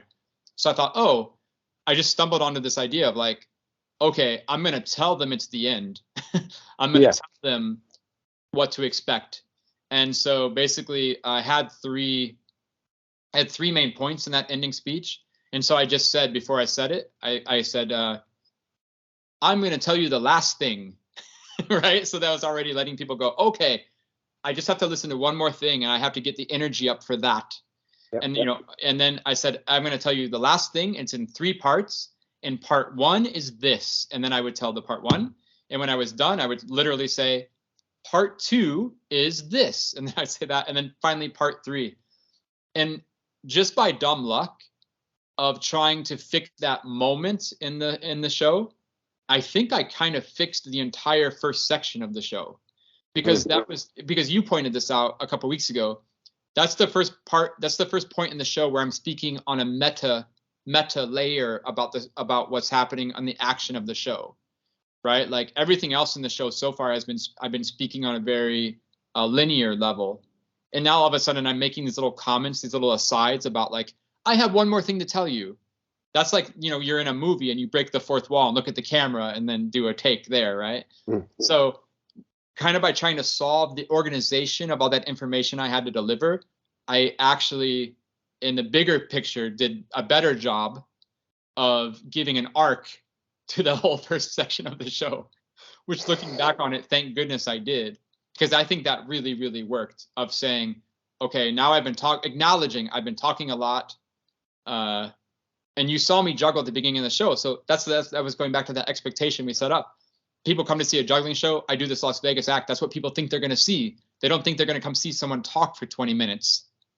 So if we would have just started with the talking, that would be weird too. People would be like, wait, I thought I saw there's a juggling show and he's just talking about juggling. He's not actually juggling. But we set up this expectation. I mean, they set up, we acknowledged some expectation of, I'm going to juggle. So I do this Vegas act for 5 minutes, but then I talk for 20 minutes.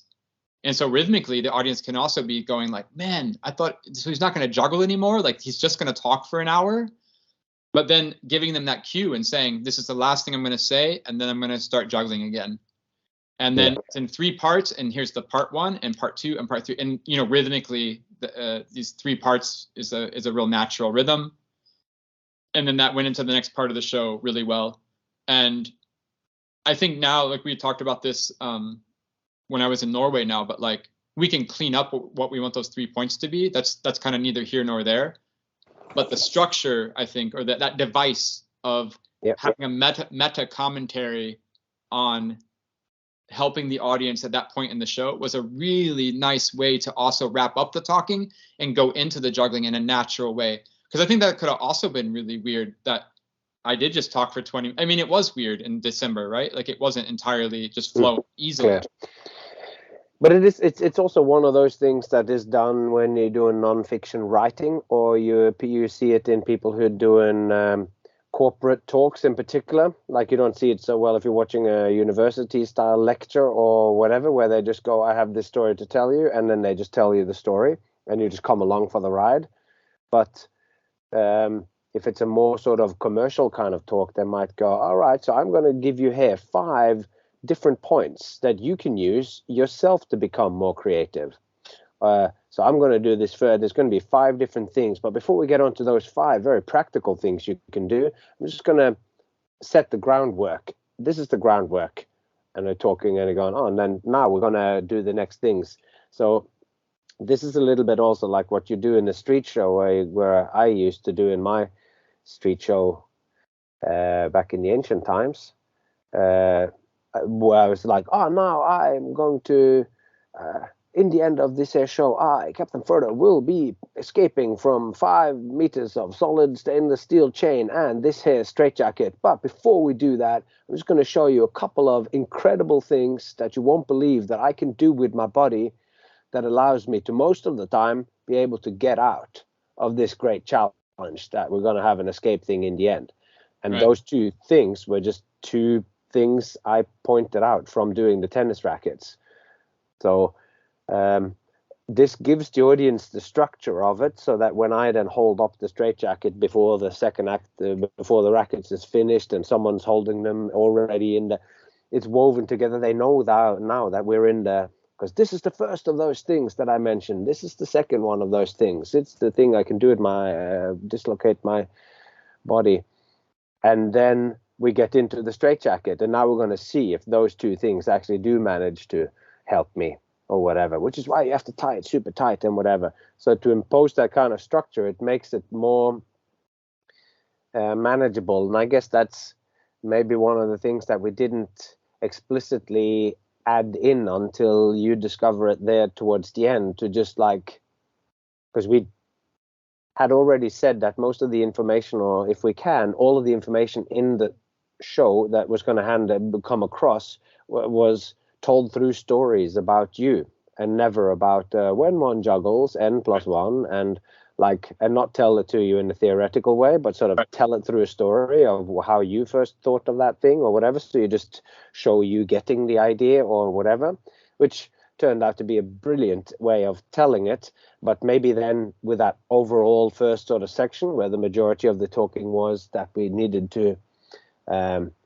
just let the audience know that this is not just a whole bunch of random speaking. All of this is tying up to a point. So It was great. And that's a really good thing to bring along. And part of what when you talked about, it's like we've made this framework for a show. And we did, because all of that information in the beginning could be swapped and still follow the same structure of how to present the material. And it will probably still work, even if you didn't talk, because the main focus of that section, which we haven't said, is the exploration of what the art of juggling actually is, or was it actually juggling first, or when did juggling become an art form, and what do we mean by that? And since those topics are just unbelievably vast, to start to talk about what art is often a lecture in itself, and start talking about what juggling is, art or entertainment or anything else, is also a sequence of lectures, which you do have a whole season of podcasts about that. So we basically had wrapping those 3 things up whilst introducing new characters, like the specific jugglers that brought juggling from entertainment into art, and to bring all of that up. That was when we mean we had too much information to give in too short time. That was the enormity of issues that we'd set up. So this frame really worked well at concretizing those. Yeah, and to do a little work right now, like in real time. I mean, that first section, we could sum it up in one way and say it was about, traditionally juggling was about skill, difficulty, and risk. Yep. And we were basically in the first section setting that up, and then asking the question to the audience: what happens when you go beyond skill, difficulty, and risk? What is left? Mm-hmm. Can it still remain juggling if the skill comes at least almost invisible, and there is no risk because you can't drop, and skilled, and it doesn't appear difficult or whatever. Yeah, if you don't judge it by how difficult it is, how can you judge it, and can you care about it? And that was kind of, that's a very concise way of articulating this year and a half where we really tried to find what was that first section about. And looking back on it, I think that is a nice way to maybe streamline our thoughts about what we're actually doing. Because it's not. But in the meanwhile, that's sorry. No, it's not. That the story there is told through a guy losing his leg and using the money to write the first and most important book on the history of juggling and blah blah blah. So this was just huge things to go in. Was actually what we were saying could be done really quite simple through this essence. But you were even talking about how you were realizing that the biggest omission was just that at the end of all of that to wrap it back. Not to, and that was the moment that juggling became art. I mean, you didn't say that, but like that's kind of the paraphrasing of that. You pin it down to a specific moment or whatever, and instead to go, and that's when it sort of transcended this game that we set up in the street show of the can you do one more? What's the juggling? What's the difficulty, risk, and skill involved? And that maybe we could totally transform that section to conform more to a little bit less intellect, because it doesn't get more intellectual than trying to define something as to whether it is art or not. But that reflected also the intense discussions that we had about juggling and the nature of juggling and what it is, and me about showmanship and what these things are. So we could almost not see that these things are, because we did manage to make it concrete, and the great responses that people tweeted and that people going, we were killing it with like what Teller is saying about the audience, like treat the audience like they're smarter than you. Yes. And you don't want to treat people like what they actually are, because then as human beings, they're just on this downward slope already. Treat them the way that they could be, or that, and having that in mind is probably reflecting on what Penn and Teller does as an art duo. Yeah. And lifting the whole level of what magic can be. And we spoke to the people like they would follow us along on these things. And we did very specific things with juggling skills as well that would keep you and know what we're talking about, and constantly making it concrete through your genuine travel through the world and your life and your biography of how you made these discoveries. But still, we could probably tone down that level and talk like just specifically, because those are all like we set those things up in one of the early stories of where you juggled for the launch of Viagra, which got completely cut because of all sorts of other reasons or whatever. But that just this whole thing of skill, difficulty, and risk is a huge enough topic and enough of a shorthand for, is there something more to juggling if you go beyond the tricks or skill, difficulty, risk, which there is, and which is why the immediate aftermath of all of this talking is you doing the magnet clubs, which to me was all just leading towards you juggling 3 sticks that are tied together in one end, in one of the most creative explorations of what juggling 3 objects can be. And that raises so many questions as to, is what I am watching juggling? And just hearing again here now from Nalle, when I was in Sweden doing a gig the other week, how he sort of basically said back to me what you and me had spoken about. We just want them, when you do that thing, for them not to feel like this is completely abstract, and not to ask whether it was juggling, but to look at what happens when you take away skill, difficulty, and risk or whatever. So like, he didn't say it in those words, but I was just going like, it's there. Even when we feel like we might have gone too far in these things, and we can simplify it and still leave people feeling very smart and that they get it. We're not dumbing it down, but just simplifying the words that we use and the things we used to set this up, and it will make the aha moment when they go, oh man, yes, look at that. This also is juggling. To have that in there, that might become more visceral to them when it's not so intellectual or whatever. I mean, that's a good point. I should, for the sake of thoroughness, and like we're recording this today, as much as for ourselves as anyone else, for sure. So I should definitely this say devolved into a little what we can do to improve on that show. Yeah. No, but it's good. It's good to uncover. I mean, there was so many. I mean, 99% of what happened in New York was just incredibly magical and perfect, man. Like, it was beyond, the process has been beyond my wildest dreams, and the run itself was just artistically, like, yeah, people would cry every night and stand up. Like, what? Like, I could never. Anyway. So, which is interesting too in a 40 seater. It's not like they were just doing it because everybody else was doing it, or like it's no. It's a personal choice. The crowd up into yeah. Well, so like I say, all these wonderful things happen, and then uncovering a few of the things that didn't work perfectly. I have no regrets from February when the run was, except for one thing. Like, I wouldn't have really changed anything in February. Like, it was great, man. Like, this show worked. I did 35 shows. It never fell apart. It never fell down. We even did like a 10 a.m. show, and we were doing 3 shows a day and stuff. And I lost my voice. Even the show I lost my voice it worked. Like, it never felt, it was never, I don't think anybody ever left the theater going like, oh man, like maybe they didn't like the show, but I don't think they were like, oh man, that had potential to be good, and it just fell apart. I think, if people didn't like it, they're like, well, he did his thing, I don't think, whatever. So, but there was one thing I would have changed, and looking back on it, and it's so funny what it was. It's because at the end of that whole first section where I talk and I say part 1, part 2, part 3, I lead the entire audience up to the edge of our argument. I lead them up to the highest pinnacle of the mountain of what we're talking about. I build this, like I say, we're building this argument, right? And I take them all the way to the top, and I just don't push them off into the over the cliff, like with me.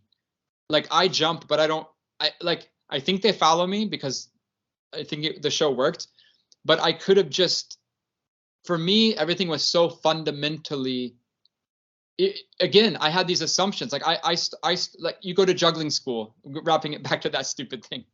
And now it's the first day of juggling school. We're going to juggle. It's like, no, hold on. We have to prepare to juggle. Like, you're already beyond the starting point because you're too deep in. And that's, for me, it was the same thing in the show. I was too deep into these things in my life, not in the show, in my life. It was so fundamentally a part of me that I didn't even think to say it out loud. So we built up this huge argument to the very end of the that first talking section. Everybody's there's with me, and I said something like, now we're at the start of we're no longer at the end of something ancient from thousands of years ago. Suddenly we're at the start of something new that's happening right now.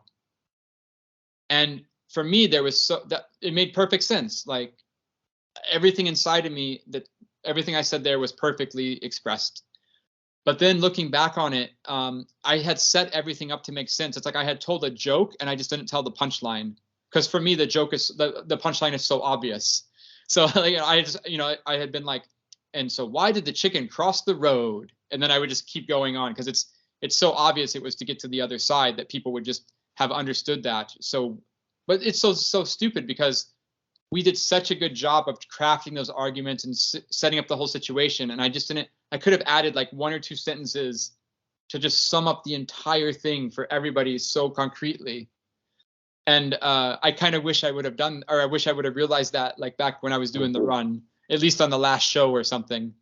But and to be specific, like what would you say roughly? Exactly. Yeah, exactly. So instead of just saying like no, but if you were to now, like if you were to craft it now. Yeah. Oh yeah. You know, so I thought, don't leave this as well, just as if we all know. Hey, but it's so nice to talk to you. So take care. Take care. We'll leave you at that. It's so obvious what it should have been. So yeah, won't even say it now. No, so basically saying, oh shoot, what? Oh yeah, I'm no longer at the end of something ancient. I'm at the start of something that's happening right now, that's brand new, happening right now. And so what if juggling isn't valued for skill, difficulty, and risk? What's left then? Like, I could have just said that.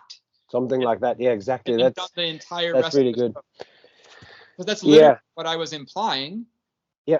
And it was what was inside of me, and it was what was in the show, but I didn't say it out of my mouth because I thought it was so obvious. And that's also a good lesson I learned. I learned that people when I was on stage, the audience believed what I said, like very easily. I could have come on stage and said, hi, my name's Frank and I'm a juggler. And people would be like, oh, that's Frank. Like they could have believed me. I can say my name is anything, you know?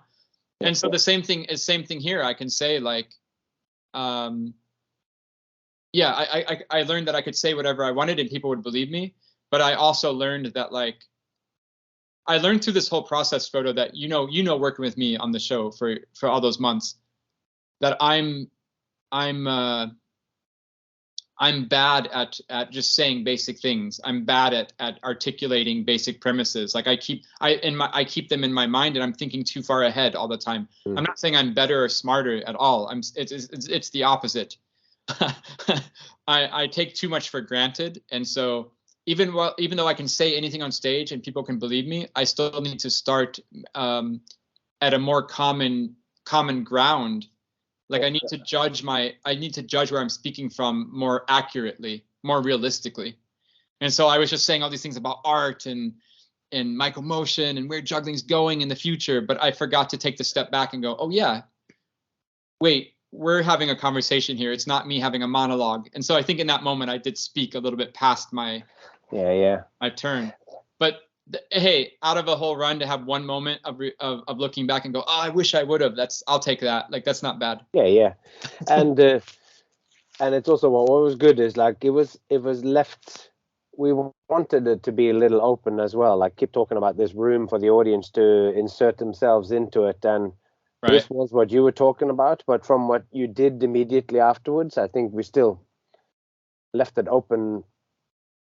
And you would have wanted to be more concrete or whatever, but it's also like, I totally get you. I think that's a great idea, and we could tone certain things down with to maximize the impact by not having so many threads to tie up. Sure. But the fact that people still saw it and it blew their mind, so that they intellectually afterwards, when they were trying to sum up what it was that they'd seen, it was like we were getting all sorts of different results, but all of them very engaged in what they had seen. And also then whether they came to see a juggling show, hardcore skills, or they came to see just a theater show or whatever, there was stuff in there that moved them either way. So that was impressive. And I mean, seeing it too, I remember I watched one of the later, or maybe it wasn't one of the later, but I watched one of the live streams of the show, and finding myself enough removed, because by that stage it had been like 5 weeks or something since I saw 6 weeks or something since I was in Sweden or whatever. And finding myself moved to tears by that moment, like, and to when you see the whole thing in one long session and going like, it is surprisingly meaningful. And that beautiful last image where you're juggling the balls that dissipates in confetti and in ribbons that falls down and you've said so much, you've shown so much, and then to give it now, the metaphor is so strong because all that stuff that you've said about juggling and everything leading up and the beyond difficulty, skill and risk, and the NASA story gets tied up with NASA being the greatest juggler, and you've gone from the microscopic and the real concrete to now just this one last image. And at that point, when you're left then for 3.5 minutes or so, beautiful piece of music and you juggling, and it's the same image with the balls that are deteriorating as you juggle, you're left to have all of those things that you have seen and heard, and that's just pushed you. It just starts to sink in. And as the balls literally vanish in front of your eyes, and it goes from having this figure of 8 infinity sign in your hands, which so easily can become cheesy or whatever, like as you just stand there and you watch it, and it's just one simple image that keeps giving these flashes of the stuff that the balls are made up of as they deteriorate, you get the weight of everything that's been said. And like you don't even know exactly why anymore, but it becomes so emotional. And this is that thing of like you've laid yourself bare here with like there's no greater declaration of how much of a nerd you are when you dedicate your life and you go and knock on the door of a obscure German juggling historian, and all those stories that you've told that sums it up, but then you paint this enormously big picture in the end of the universe, and then just juggle in the simplest shape for 3.5 minutes, yet it's changing. It's like it was beyond what I had dared to hope for. Likewise. So it's still translated in watching it streaming on my computer at home at an odd point in the day to make it fit with the streaming schedule. Yeah, that's powerful. Yeah, I hear you. I mean, that was another thing that we stumbled onto that was way more clever than we first anticipated, which was to have that last image being 3.5, 4 minutes long, that to sit there and have that time to reflect on all the material we had presented, which was a lot. I mean, admittedly, maybe too much, right? Like, it was just so much stuff in the show. We just crammed my life's work into a show. But then to end it with like 3 minutes or 4 minutes where you can just sit there and kind of like breathe and take in everything that was crammed into your brain was kind of more smart than we intended it for to be. But like, it was awesome, right? Like that. Yeah. It was a double-edged kind of benefit. Like, we were looking at it again in a short term, like, oh, let's put those balls there at the end of the show. We're kind of looking at the end of the show. We're not looking necessarily at the whole arc of the show, but looking at the whole arc of the show.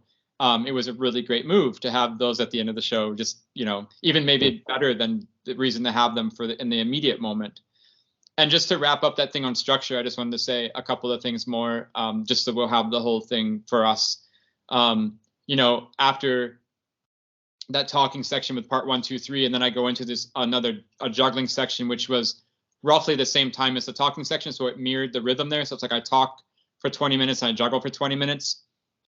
After that 20 minutes of juggling, which was an exploration of all the new ideas then that beyond skill, difficulty, risk, one of those being musical juggling. And that was so immediate for the audience to understand. So that was a really good intuition to put that there, because what can there be to care about besides skill, difficulty? For example, I start doing the musical juggling. Nobody's like, oh, that's cool, he's making music with juggling, but he's only using 3 balls. And I know he can juggle 4 because he did 4 in the opening act, right? Like, that was such a perfect example, concrete example of like, people were into juggling. Why are you into the juggling? Because I'm doing 3? No, because you're making sound. Oh, you're focusing on the sound. Well, that's not about skill, difficulty, or risk, is it? Yeah. So and it becomes, because you said the words about Michael Motion, when he did the triangle, nobody in that audience, when he unveiled that for the first time, said, oh man, that's cool, but can you do 4? 4, just don't. And when you're doing your data machine, all those funny noise-making machines, analog-looking things, when that's activated by the juggling, nobody goes, can you do 4? Because you too have changed that conversation. It's not about that anymore, and nobody thinks it because they're just exploring the universe. And when that comes after you juggle the sticks, which is like what we kept using as the kind of litmus test of the one that's furthest away from difficulty, skill, and risk. Yep. Because there we don't know if you dropped all 3 sticks, even though they were tied together, they might see that as a failure of a break of that thing. But that's very abstract. But with the data machines, when you're literally doing like rhythms, they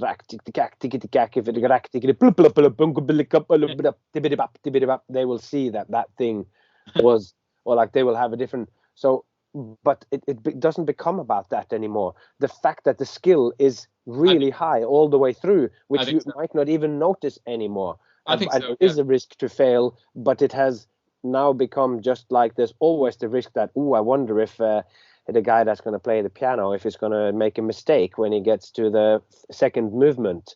Forget that somebody is playing and you just get into the music. I think that's a great point. I think that totally happened, and we hadn't said that clearly as you just did right now. So that's good. I totally agree. That was a really good feeling. But the cool thing I was going to say is, after that arc of that 20 minutes of juggling there, I get back to speaking again. And that was also a fun thing, because it was a familiar area for both me and the audience, because they've heard me speak for 20 minutes, but then I didn't speak for 20 minutes. And I come back and I do the Carl Sagan speech about 1,000,000 years of juggling. And it was such a fun kind of moment. Like, it was also a fun moment in the show when I opened my mouth there, because we're back to a familiar place. We're back to a familiar relationship. And that was really cool. And but the thing I learned that was kind of funny, and I don't know what you say about this, but when I do speak after that juggling section, then I don't say anything. Well, I do state facts again, but I am kind of just making things up. It's a Eric Langekel speech. I'm talking about Carl Sagan and his wife Andriane, and it's all very straightforward statements. But of course, the ending is a very fantastical little twist on the concrete words. But it felt like I had a liberty there when I came back to talk to the audience. I could say whatever I wanted. I could have recited a poem. I could have said the sky is purple, whatever, and they would have followed me. Like, I felt that there was a familiarity, like, oh, he's talking to me again. I know what that, like, we've had that relationship before. Trust. Yeah, that's cool. It has to do with trust. They trust you. Yeah. Yeah, it felt good. But then I also felt I had a freedom to say whatever I wanted. I didn't have to feel like I had to build an argument with them anymore. So we had really done our job in the first section, I guess is what I'm saying. I don't know. But it was really a nice, fun thing. It was like such a free moment for the audience and for me. I could just tell my story. Everybody was cool. No stress. Done. It was great. So nice. And then into the end of the show. And again, that rhythm of like 10 more minutes of juggling, little speech to set up the balls that fall apart, and then the balls that fall apart.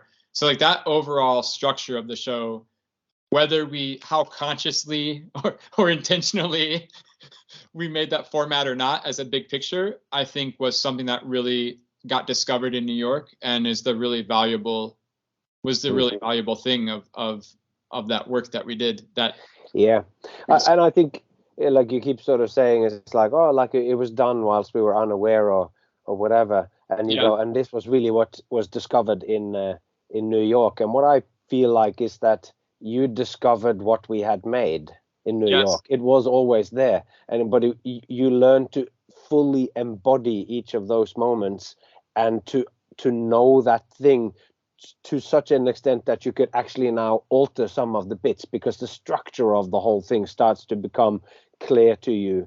There's always the two things. This is something I'm so obsessed with for like a few years now. There's what you think you're doing, and there's what you're actually doing. Yeah. So what you're saying is, and I'm totally with you. That's so nice you said that out loud, because you're totally right. We thought we were doing one thing. Oh, I'm just making the end of the show here, or oh, I'm just making the end of the talking section here. What we're actually doing is something a little bit different, and it's not obvious to us because we're too close to it, or there's too many, we're deep in. But if you zoom out, we spoke for like a year and a half, and in that process, it's not a coincidence that there was great skill in the beginning. That it was 20 minutes of talking mirrored by 20 minutes of doing, and we kept making these. But the basic structure of the show we kind of had, and the details were changing along the way and whatever. And it's an odd choice to have two sections of 20 minutes with smaller sections at the beginning and end. But we crafted that, and then you fully brought it into being by pulling out the right things and by your inflection and by everything. So, I'm so happy that so much of it worked. And I just find this thing, I know I say it a lot, and maybe it's because I am interested in Heidegger or I'm interested in phenomenology or whatever, but this thing of coming into being is that we make the script, which is like we're writing the poem or whatever. But then I remember just hearing like David White when he goes, you're standing out there and you're reading your poem, and then whilst you're reading it and you aren't even altering the words of it, you're realizing that the poem is much greater than what you first intended. And then because you now have discovered these things in the middle of telling the poem, the audience gets this next level of meaning the very first time when they hear the poem. And you're standing out there and you're just going like, this is more powerful. And it is just because once you've made it, it's a thing on its own. And this is you saying it's like, oh, it's this structure, it's this framework that we have that you can insert all sorts of stuff into. And we kind of can now because that thing has come into being. Well, it's been brought into being by you doing it. It's now not just something that's written on paper with a potential. It was there. People saw it, and they then went home and tweeted. So you woke up the next day with another 100 followers or whatever on Instagram, because one specific person had texted out that he loved the show and the most innovative thing that he'd seen. And it was like, so there was one funny thing that happened in the show, and maybe we can kind of wrap up with this or something, or however you feel. But I haven't told you this yet, but it was kind of funny, and I hadn't thought about it much. But I remembered it was kind of something I wanted to try again. So gonna go to New York, right? Oh man, am I gonna get on the airplane? I don't know. It's COVID. It's Omicron. Got to have a negative test to get on the airplane. Am I negative? I don't know. Like, hope I can go to New York and not throw away a year and a half of our lives. And then, I'm getting on the airplane, gonna go there. And I mean, also I'd been working just, you too, but I've been working on this show so hard, like night and day, right? Just 24 hours a day for months. And so I'm pretty exhausted and pretty overwhelmed, and it's such a big project. But there's so many unknowns is bigger problem. Am I going to get to New York? Can we open the show? Is there going to be any audience? Can we legally do a show? Are we going to get shut down? So mentally it was really exhausting and very heavy. And then also loading into the theater that first week and setting everything up and hanging the 75 lights and doing the light tech, which was something crazy. Like, it took like 6 or 7 hours to do the first 5 minutes of the show with the lights. It's just beyond my capacity, really. Like, I was mentally and physically just completely dead, but also very excited, like full of adrenaline for this project we'd done. And so I remember the first week of shows, I carried that exhaustion onto stage with me, but I did it unconsciously. So like when I get to the end of the show and I make that last speech about the balls, the abour balls that are going to fall apart, I'm like literally just exhausted and I'm just dripping with sweat and my energy is really, I'm just wiped out. And there was a bit of an angst to how I gave the text a couple of times because I was leaning into how I actually felt. And I kind of realized a week into the run, I was like, oh man, I'm bringing all this exhaustion onto stage with me. Maybe I can leave it behind. And I think in the end, it was a more sustainable choice because after that first week of shows, I kind of vowed to myself, I was going to go on stage and do the show as a happy, well-rested person, whether I was or not. And I was doing like 3 shows a day many times. So I was messed up, dude. But I just made a conscious choice to be like, I'm not going to let the exhaustion, define what I'm doing. And then the show took on a very different kind of rhythm and kind of energy. And my presentation was very different. And I think for the better, it was a good choice to and the show got more streamlined, right? It got snappier. Because we were editing the text, we were learning how the show, so that whole process kind of helped each other to go, to a more concise, precise show. But I think the show also lost something, like it lost maybe a touch, like 1% of authenticity, because that first week, man, I was really like at the end of the show, it was pretty dramatic, like sometimes, because I would do the end 10 minutes of juggling is all the best stuff. So I was just like I was really going for it until I couldn't do anything more. And then at the end to do the cascade for 3 or 4 minutes it was heavy, man. And I would wear that on my face and in my body. And so it was kind of funny to make that conscious choice like a week into the work and say, nope, I'm gonna, try to be more intentional or more in control of how my performance goes. And at the same time, realizing maybe I did lose a little bit of quality of realness or something that I think was contributing to some emotional impact of the show. Because you're watching this guy who goes through this journey over the hour and 20 minutes who, really does exhaust himself and not just exhausting yourself, but like giving your all for what you believe in. Like it was really clear in that first week of shows, I really believed in juggling. Like, you just couldn't question it because I was just killing myself for it. Like probably literally, like on stage, out of breath, like can't, and I have to give the text, and yeah, it was a little bit of a funny, something I noticed there. But that's great. That's and I guess that's where we then step into the world a little bit of acting, Yeah. of where we think of, as if Kurt Cobain was somehow more authentic because he just wore what t-shirt he had on when he woke up that day, or whether you had chosen to wear that because that's what you wanted to portray or whatever. So you can take that thing on and channel it towards that last bit, and as you get more familiar with it, you can also go, well, there is a need of more authenticity here, or like, what was the 2% that was lost, and how could I put that back in again? Just like when I make a mistake in the rackets that actually gets a big laugh, then you gotta reassess the situation and see, what do I need to do to make that mistake happen reliably every night, or mistake in quotation marks. Like, I think you have to reverse engineer it a little bit and go, okay, well, if that was something that was lost, possibly even look at we can look at one of the videos from the early shows, and then if we're going to look at 2 videos, watch one when you really felt like, I remember this one, this was